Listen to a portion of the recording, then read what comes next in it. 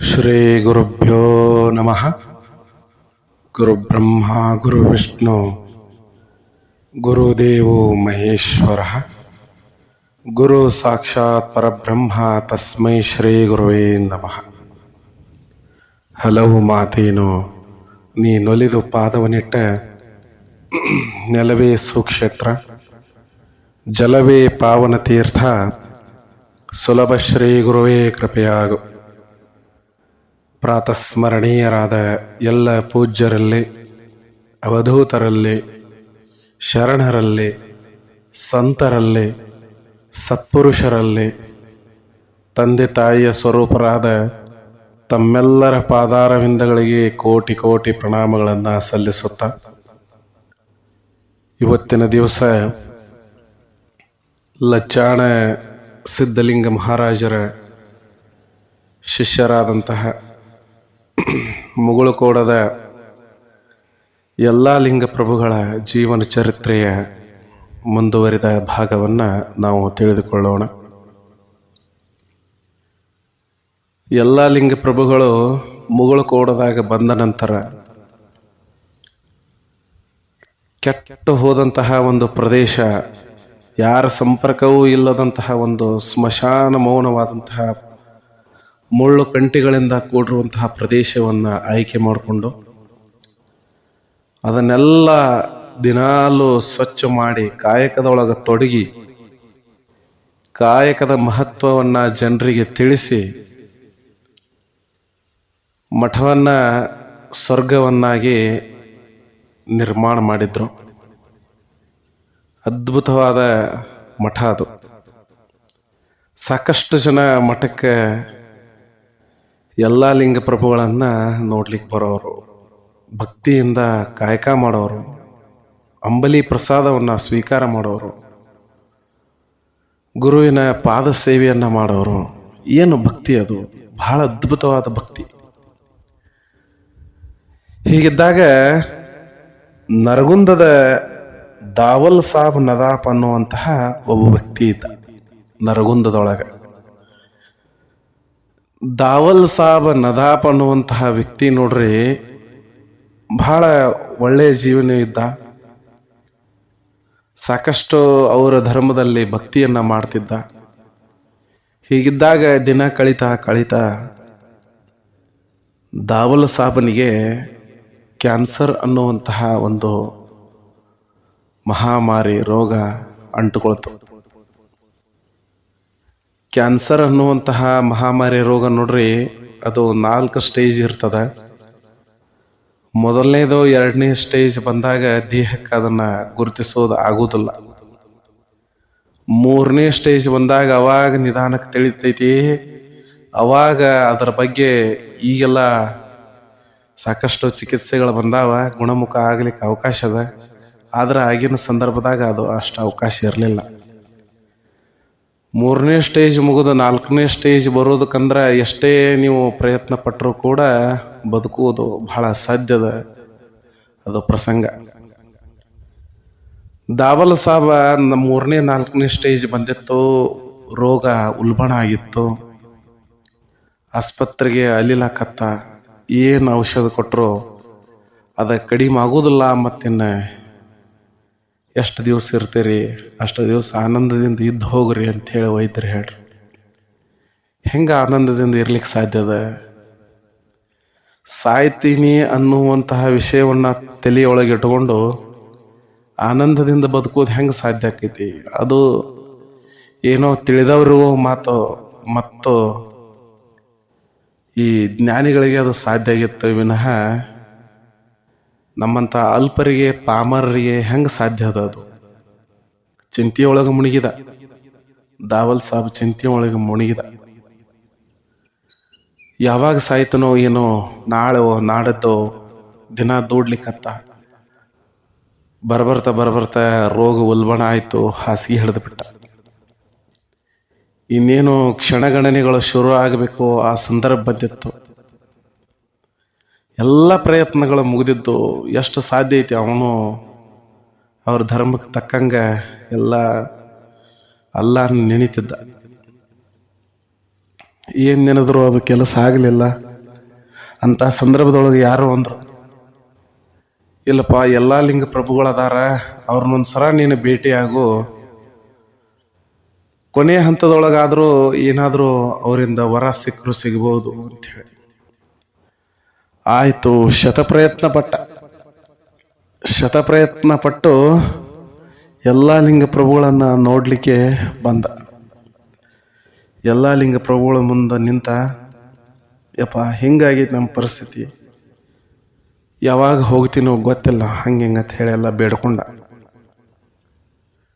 ಅವಾಗ ದಾವಲ್ ಸಾಬ್ ನದಾಪನ ಏನ ಆ ಮುಗ್ಧತೆ, ಆ ಭಕ್ತಿ ಏನಿತ್ತು ಗುರುಗಳಿಗೆ ಭಾಳ ಮನಸ್ಸಿಗೆ ಇತ್ತು.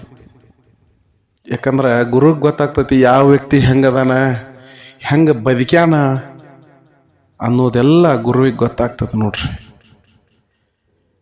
ಹೀಗಿದ್ದಾಗ ದಾವಲ್ ಸಾಬ್ ನದಾಪನಿಗೆ ಎಲ್ಲ ಲಿಂಗ ಪ್ರಭುಗಳಂದ್ರು,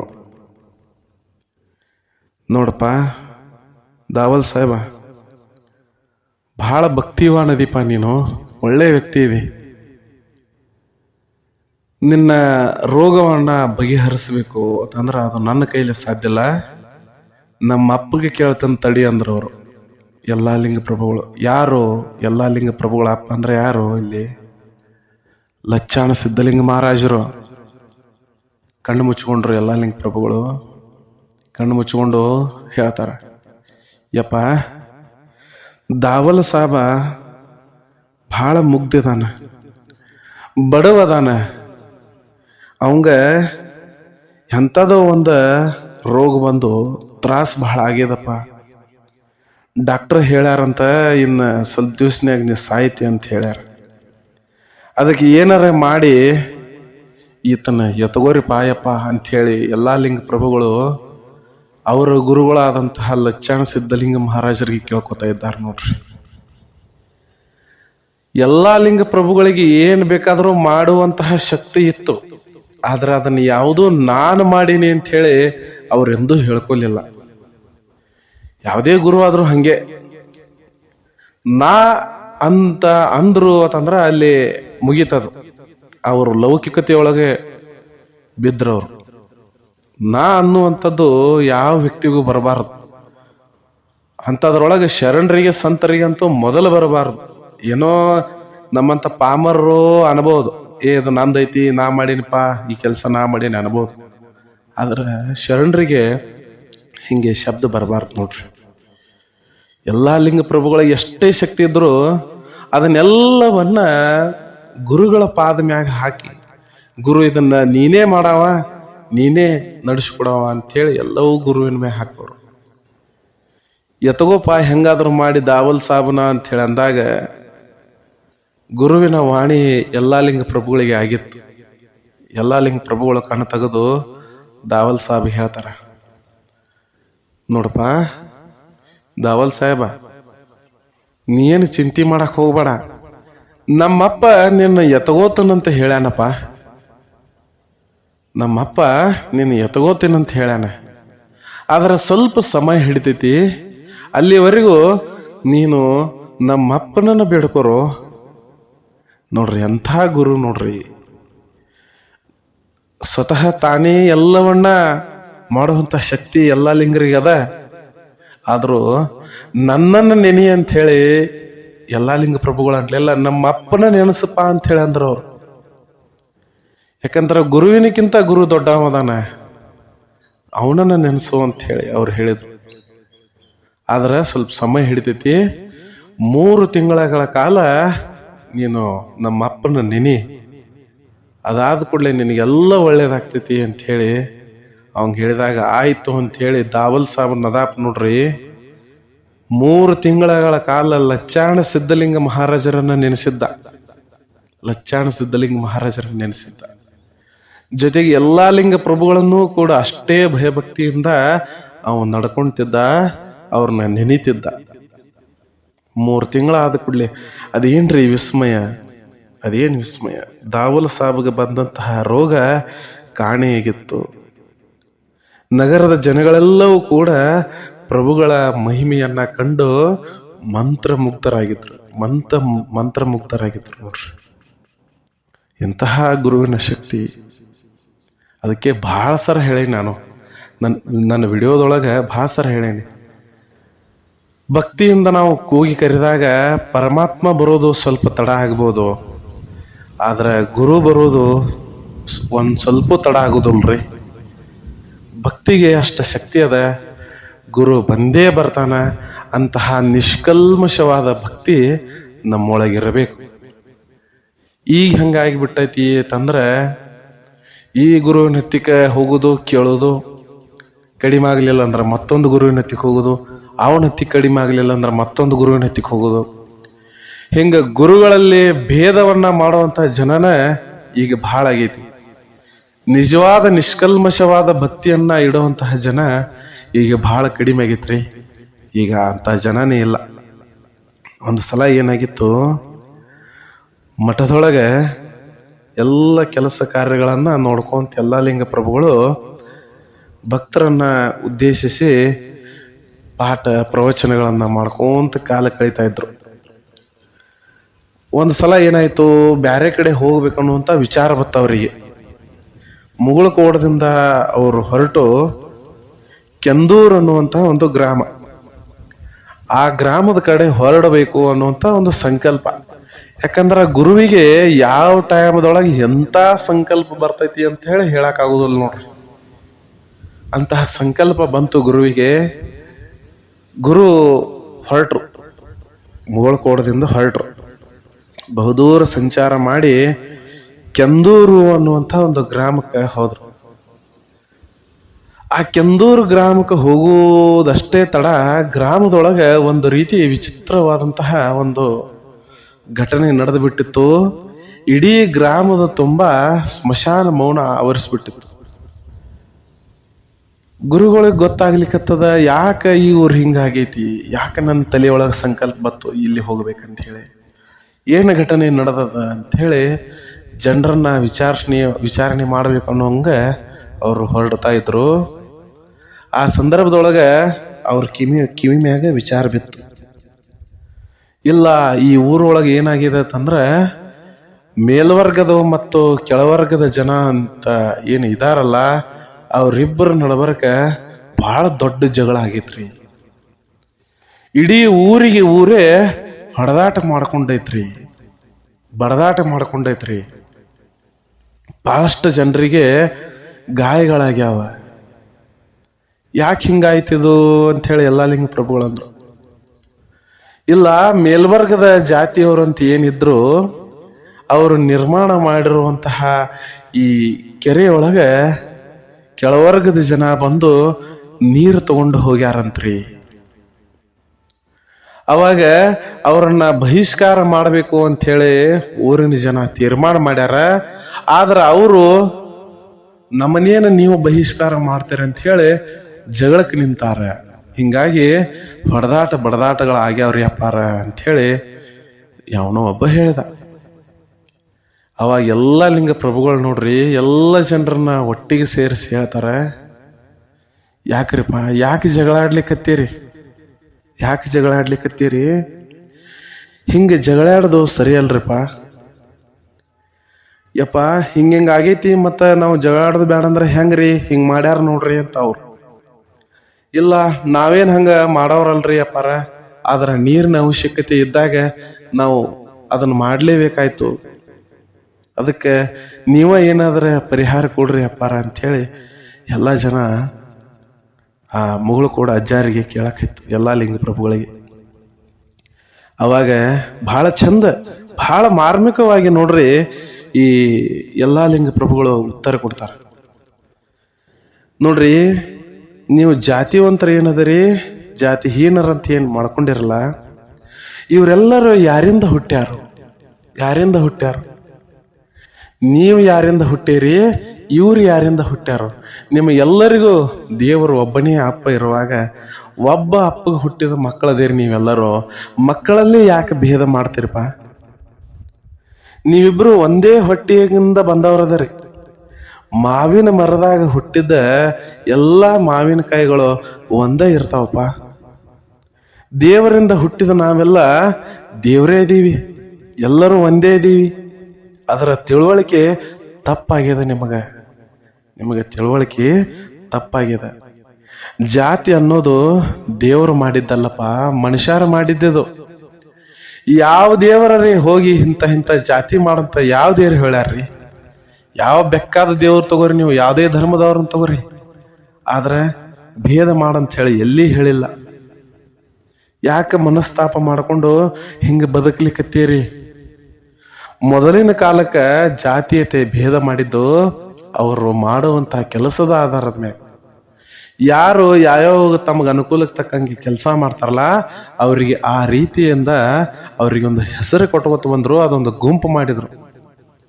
ಆದ್ರೆ ನೀವು ಅದನ್ನ ತಪ್ಪಾಗಿ ಅರ್ಥೈಸಿಕೊಂಡು ಜಾತೀಯತೆಯನ್ನ ಮಾಡಿ ಹೀನ ಕುಲದಲ್ಲಿ ಹುಟ್ಟಿದವ ಹೀನ ಆಗತಾನೋ, ಉಚ್ಚ ಕುಲದಲ್ಲಿ ಹುಟ್ಟಿದವನು ಉಚ್ಚ ಆಗತಾನೋ ಅನ್ನುವಂಥದ್ದನ್ನ ಏನ್ ತಿಳ್ಕೊಂಡಿರಲ್ಲ, ಇದು ಬಹಳ ತಪ್ಪು ತಿಳ್ಕೊಂಡಿರಲಿ.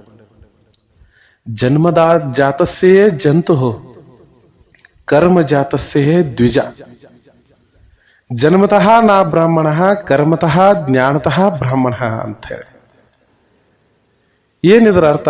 ಈ ವಾಕ್ಯದ ಅರ್ಥ ಏನು ಅಂತಂದ್ರ, ಹುಟ್ಟುತ್ತಾ ಭೂಮಿ ಮ್ಯಾಗ ಹುಟ್ಟುತ್ತಾ ಪ್ರತಿಯೊಬ್ಬ ಮನುಷ್ಯನೂ ಕೂಡ ಒಂದು ಜಂತು ಹುಳು, ಅಂದ್ರೆ ಒಂದು ಜೀವಿ. ಆದ್ರೆ ನೀವು ಮಾಡುವಂತಹ ಕರ್ಮ ಎಂತದಿರತಿ, ಅದರ ಮ್ಯಾಗ ನೀವು ಬ್ರಾಹ್ಮಣ, ವೈಶ್ಯ, ಕ್ಷತ್ರಿಯ, ಶೂದ್ರ ಅಂತ ಹೇಳಿ 4 ವರ್ಣಗಳನ್ನ ಮಾಡಿದ್ರು. ಅದು ಮಾಡುವ ಕರ್ಮದ ಆಧಾರದ ಮೇಲೆ ಹೊರತು ಬ್ರಾಹ್ಮಣನ ಹೊಟ್ಟೆಯಿಂದ ಹುಟ್ಟಿದವರು ಬ್ರಾಹ್ಮಣನು, ವೈಶ್ಯನ ಹೊಟ್ಟೆಯಲ್ಲಿ ಹುಟ್ಟಿದವನು ವೈಶ್ಯನು, ಶೂದ್ರನ ಹೊಟ್ಟೆಯಲ್ಲಿ ಹುಟ್ಟಿದವನು ಶೂದ್ರನು ಅಂತ ಹೇಳಿ ನೀವೇನ್ ತಿಳ್ಕೊಂಡಿರಲ್ಲ. ಇದು ಬಹಳ ತಪ್ಪದ, ಇದು ಬಹಳ ತಪ್ಪದ. ಅಂತದನ್ನ ಮಾಡ್ಲಿಕ್ಕೆ ಹೋಗ್ಬೇಡ್ರಿ. ಒಂದ ಅಪ್ಪಗೆ 4 ಜನ ಮಕ್ಕಳು ಹುಟ್ಟ್ಯಾರ. ಒಬ್ಬ ಡಾಕ್ಟರ್ ಆಗ್ಯಾನ, ಒಬ್ಬ ಇಂಜಿನಿಯರ್ ಆಗ್ಯಾನ, ಒಬ್ಬ ರೈತ ಆಗ್ಯಾನ, ಒಬ್ಬ ಶಿಕ್ಷಕ ಆಗ್ಯಾನ. ಹಿಂಗೆಲ್ಲ ಇದ್ದಾಗ 4 ಮಕ್ಕಳಲ್ಲಿ ಡಾಕ್ಟರ್ ಇದ್ದವ ಉಚ್ಚ, ರೈತ ಇದ್ದವ ಕನಿಷ್ಠ, ಶಿಕ್ಷಕ ಇದ್ದವ ಮಧ್ಯಮ, ಹಿಂಗೆಲ್ಲ ಮಾಡ್ಕೊತ ಹೋಗ್ಲಿಕ್ಕೆ ಸಾಧ್ಯ ಅದ ಏನು? ಹೀಗೆಲ್ಲ ಮಾಡ್ಕೊತ ಹೋಗ್ಲಿಕ್ಕೆ ಸಾಧ್ಯದ ಏನು? ಎಲ್ಲಾ ಮಕ್ಕಳು ತಂದೆಗೆ ಸರಿ ಸಮಾನ ಅಲ್ಲೇನು? ಯಾಕೆ ಮೇಲು ಕೀಳು, ಬಡವ ಬಲ್ಲಿದ, ವರ್ಣ ಭೇದ ನೀತಿ ಇಂಥವನ್ನೆಲ್ಲ ಯಾಕೆ ಮಾಡ್ಲಿಕ್ಕತ್ತೀರಿ ನೀವು? ಯಾಕೆ ಮಾಡ್ಲಿಕ್ಕತ್ತೀರಿ? ಇಂಥದನ್ನೆಲ್ಲ ಮಾಡಬೇಡ್ರಿಪ್ಪ. ದೇಶಕ್ಕೆ ಅನ್ನ ಹಾಕೋ ರೈತ ಕನಿಷ್ಠ ಹೆಂಗಾಗ್ತಾನ? ಜನರ ಸೇವೆಯನ್ನ ಮಾಡುವಂತಹ ಶೂದ್ರ ಕನಿಷ್ಠ ಹೆಂಗಾಗತಾನ? ದೇವರ ಪೂಜೆಯನ್ನ ಮಾಡೋವನಷ್ಟೇ ಶ್ರೇಷ್ಠ ಹೆಂಗಾಗತಾನ? ಜನಸೇವೆ ಜನಾರ್ದನನ ಸೇವೆ ಅಲ್ಲೇನು? ಜನಸೇವೆ ಜನಾರ್ದನನ ಸೇವೆ ಅಲ್ಲೇನು? ಯಾಕೆ ಮೇಲು ಕೀಳು ಅನ್ನುವಂತಹ ಭಾವನೆಯೊಳಗ ಮುಳುಗುತ್ತೀರಿ? ಹೀಗೆಲ್ಲ ಮಾಡೋದು ತಪ್ಪು ಅಂಥೇಳಿ ಏನು ಎಲ್ಲಾ ಲಿಂಗ ಪ್ರಭುಗಳು ತಮ್ಮ ಮಾತಿನ ಚಾಕಿ ಚಕ್ಯತೆಯಿಂದ ವರ್ಣಿಸ್ತಾ ಹೋದ್ರು. ಅಲ್ಲಿದ್ದ ಜನಕ್ಕೆ ಒಬ್ಬೊಬ್ಬರಿಗೆ ಮನವರಿಕೆ ಆಯ್ತು. ಈಗ ಸದ್ಯ ಪರಿಸ್ಥಿತಿಯು ಕೂಡ ಏನಾಗಿದ್ರಿ ನಮ್ಮ ನಾಡಿನೊಳಗ? ಏನಾಗಿದೆ ನಮ್ಮ ನಾಡಿನೊಳಗ? ಈ ಜಾತಿ ವ್ಯವಸ್ಥೆಯನ್ನ ಇಟ್ಕೊಂಡು ರಾಜಕೀಯ ದಾಳಗಳನ್ನ ಮಾಡ್ಕೊಂಡು ಇಂಥವನ್ನೆಲ್ಲ ರಾಜಕೀಯದವರು ಇದನ್ನ ಬಹಳ ಪರಸ್ಪರ ವೈಷಮ್ಯವನ್ನ ಹುಟ್ಟಾಕಿ ಜನರಲ್ಲಿ ಪ್ರೀತಿ ಅನ್ನೋದನ್ನೇ ನಾಶ ಮಾಡ್ಲಿಕ್ಕತ್ತಾರ. ಬರೀ ದ್ವೇಷವನ್ನ ಬಿತ್ತುತ್ತಾ ಇದ್ದಾರಲ್ರಿ, ದ್ವೇಷವನ್ನ ಬಿತ್ತುತ್ತಾ ಇದ್ದಾರೆ. ಇದನ್ನ ನಾ ಏನು ಹೇಳೋದ ಅದ, ನೀವೆಲ್ಲ ತಿಳಿದವ್ರಿದ್ದೀರಿ, ನಿಮಗ ಗೊತ್ತದ. ಜನರನ್ನ ಪ್ರೀತಿಸ್ಬೇಕ್ರಿ. ನಾವು ಜನರನ್ನ ಪ್ರೀತಿಸಬೇಕು. ಜನರ ಮಾಡುವಂತಹ ಈ ಕರ್ಮ ಐತನಲ್ಲ, ಈ ಕರ್ಮ ಅವರು ಬದುಕಲಿಕ್ಕೆ ಮಾಡೋದು ಹೊರತು ಈ ಜಾತೀಯತೆಯಿಂದ ಏನಾಗಲಿಕ್ಕೆ ಸಾಧ್ಯದ? ಏನಾಗ್ತೈತಿ ಇದರಿಂದ? ಏನು ಸಾಧಿಸೋರಿದ್ದೀವಿ ನಾವು ಈ ಭೂಮಿ ಒಳಗೆ? ಇಂಥದನ್ನೆಲ್ಲ ಮಾಡಿ ಏನು ಸಾಧಿಸ್ತೀವ್ರಿ? ಇದನ್ನ ಮಾಡಿ ನಾವು ಏನೂ ಸಾಧಿಸೋದಿಲ್ಲ. ಈಗ ಯಾವುದೋ ಒಂದು ಲಾಭಕ್ಕಾಗಿ ಜನರನ್ನ ಒಡೆದು ಆಳುವ ನೀತಿ ಹೆಂಗೆ ಬ್ರಿಟಿಷರು ಮಾಡಿ ಹೋದ್ರಲ್ಲ, ಅದನ್ನ ಈಗ ಅನುಸರಿಸ್ತಾ ಬಂದು ಜನರ ನಡಬರ್ಕ ಎಷ್ಟು ದ್ವೇಷಗಳು ಹುಟ್ಕೋತಾ ಇದಾವೆ. ಈಗ ಎಷ್ಟು ದ್ವೇಷಗಳು ಹುಟ್ಕೋತಾ ಇದಾವೆ. ಹಿಂಗೆಲ್ಲ ಇರ್ಲಿಲ್ರಿ ಮೊದಲ, ಹಿಂಗೆಲ್ಲ ಇರ್ಲಿಲ್ಲ. ಎಲ್ಲೋ ಒಂದೊಂದು ಕಡೆ ಕೆಲವೊಂದು ಜನ ಹಿಂಗಿಂಗ್ ಮಾಡಿ ಆ ಜಾತೀಯತೆಯನ್ನ ಬೀಜ ಹುಟ್ಟಾಕಿದ್ರು. ಆದ್ರೆ ನಿಜವಾಗಲೂ ಜ್ಞಾನಿಗಳು, ತಿಳಿದವರು, ಯತಿಗಳು, ಸ್ವಾಮಿಗಳು, ಸನ್ಯಾಸಿಗಳು ಏನಿದಾರಲ್ಲ, ಇದನ್ನೆಲ್ಲ ಹೋಗಲಾಡಿಸ್ಬೇಕಂತ ಹೇಳಿ ಎಷ್ಟು ಪರಿಶ್ರಮ ಪಟ್ಟಿಲ್ರಿ, ಎಷ್ಟು ಪರಿಶ್ರಮ ಪಟ್ಟಿಲ್ಲ. ಸಂವಿಧಾನದೊಳಗೆ ಎಷ್ಟು ಚಂದ ಬರೆದ್ರು. ಇದೆಲ್ಲ ಜಾತೀಯತೆ ಅನ್ನೋದನ್ನ ಹೋಗಲಾಡಿಸಿ ನಮ್ದು ಜಾತ್ಯತೀತ ರಾಷ್ಟ್ರ, ನಮ್ದು ಜಾತ್ಯತೀತ ರಾಷ್ಟ್ರ. ಎಲ್ಲರೂ ಕೂಡಿರೋಣ. ಎಲ್ಲ ಧರ್ಮಕ್ಕೂ ಅವ್ರವ್ರ ಧರ್ಮಕ್ಕೂ ವಿಶೇಷವಾದಂಥ ಸ್ಥಾನಮಾನ ಗೌರವ ಇದ್ದಾದ. ಪರಸ್ಪರ ಗೌರವ ಕೊಡೋಣ್ರಿ, ಅದನ್ನ ಹೀಯಾಳಿಸೋದು ಬ್ಯಾಡ ಅಂತೇಳಿ ಏನು ಚಂದಂಗೆ ಬರೆದು ಹೋಗಿಲ್ರಿ ಸಂವಿಧಾನದೊಳಗೆ. ಎಷ್ಟು ಚಂದ ಬರೆದಾರೆ. ಇಷ್ಟೆಲ್ಲ ಇದ್ರೂ ಕೂಡ ನಾವು ನಮ್ಮೊಳಗಿರುವಂತಹ ಜನರನ್ನ ಹೊರಗಿರುವಂತಹ ಸ್ನೇಹ ಪ್ರೀತಿಯನ್ನ ಅರಿಯದೇ ಹೋದಿವಲ್ಲ. ಒಂದು ಪದ್ಯದೊಳಗೆ ಬಹಳ ಚಂದ ಬರೀತಾರ, ಎಲ್ಲೋ ಹುಡುಕಿದೆ ಇಲ್ಲದ ದೇವರ ಕಲ್ಲು ಮಣ್ಣುಗಳ ಗುಡಿಯೊಳಗೆ, ಇಲ್ಲೇ ಇರುವ ಸ್ನೇಹ ಪ್ರೀತಿಗಳ ಅರಿಯದಾದೇನು ನಮ್ಮೊಳಗೆ ಅಂತ ಹೇಳಿ ಎಷ್ಟು ಚಂದ ಬರದಾರ ನೋಡ್ರಿ, ಎಷ್ಟು ಚಂದ ಬರದಾರ. ಎಲ್ಲಾ ಲಿಂಗ ಪ್ರಭುಗಳು ಕೆಂದೂರ್ ಎಂಬ ಏನು ಗ್ರಾಮ ಇತ್ತು, ಆ ಗ್ರಾಮದೊಳಗೆ ಸ್ವಲ್ಪ ದಿವಸ ಇದ್ದು ಆ ಜನರ ಮನ ಪರಿವರ್ತನೆಯನ್ನ ಮಾಡಿ ಅಲ್ಲಿ ಎಷ್ಟು ಚಂದ ಆ ಸೌಹಾರ್ದತೆಯನ್ನ ಬೆಳೆಸಿದ ನಮ್ಮಪ್ಪ ಎಲ್ಲಾ ಲಿಂಗ ಪ್ರಭು. ಎಷ್ಟು ಚಂದ ಬೆಳೆಸಿದ ನೋಡ್ರಿ ಸೌಹಾರ್ದತೆಯನ್ನ. ಈಗೆಲ್ಲ ಸೌಹಾರ್ದತೆಯನ್ನ ಬೆಳೆಸಿದಂತಹ ಪ್ರಭು ಗ್ರಾಮ ಬಿಟ್ಟು ಹೊರಗೆ ಬರ್ಬೇಕಾದ್ರ ಎಲ್ಲಾ ಜನರು ಕಣ್ಣೀರಿಡ್ತಿದ್ರು. ಯಪ್ಪ ಮತ್ತೆ ಯಾವಾಗ ಬರ್ತೀನಿ ನಮ್ಮೂರಿಗೆ, ಮತ್ತೆ ಯಾವಾಗ ಬರ್ತೀನಿ ನಮ್ಮೂರಿಗೆ ಅಂತ. ಆ ಕೆಂದೂರು ಅನ್ನುವಂತಹ ಗ್ರಾಮವನ್ನ ಒಂದು ಆ ಶಿವನ ಗ್ರಾಮ, ಎಲ್ಲ ಶಿವನ ಮಕ್ಕಳು ಪರಶಿವನ ಮಕ್ಕಳು ಅನ್ನುವಂಗ ಮಾಡಿಟ್ಟಿದ್ದ. ಅದೊಂದು ಕೆಂದೂರು ಇದ್ದದ್ದು ಶಿವಪುರ ಅನ್ನುವಂತಹ ಗ್ರಾಮಗತಿ ಆಗಿಬಿಟ್ಟಿತ್ತು. ಎಷ್ಟು ಅದ್ಭುತ ನೋಡ್ರಿ, ಎಷ್ಟು ಅದ್ಭುತ. ಹೆಂಗ ಕೆಲಸ ಮಾಡ್ಯಾರ ನೋಡ್ರಿ ಎಲ್ಲರೂ. ಆ ಪ್ರೇಮ ಭಾವ ಜನರಲ್ಲಿ ಬರಬೇಕು. ಭಾವನೆಗಳು ಇಲ್ಲದ ಬದುಕು ಅದೊಂದು ಬದುಕಿ. ಎಲ್ಲರೂ ತಮ್ಮ ತಪ್ಪನ್ನ ತಿದ್ದುಕೊಂಡ್ರು, ಒಂದಾಗಿ ಬಾಳಿದ್ರು. ಎಲ್ಲರೂ ಆ ಶಿವ ಸಮುದಾಯದಿಂದ ಕೂಡಿರುವಂತಹ ಊರಾಯ್ತು. ಎಲ್ಲಾ ಲಿಂಗ ಪ್ರಭುಗಳನ್ನ ನೆನೆಸ್ಲಿಕ್ಕತ್ರು, ಒಂದಾಗಿ ಬಾಳಿದ್ರು. ಹಿಂಗೆ ಬಾಳಿದ್ರ ನೋಡ್ರಿ ನಾಡ ಎಷ್ಟು ಚಂದ, ರಾಷ್ಟ್ರ ಎಷ್ಟು ಚಂದ.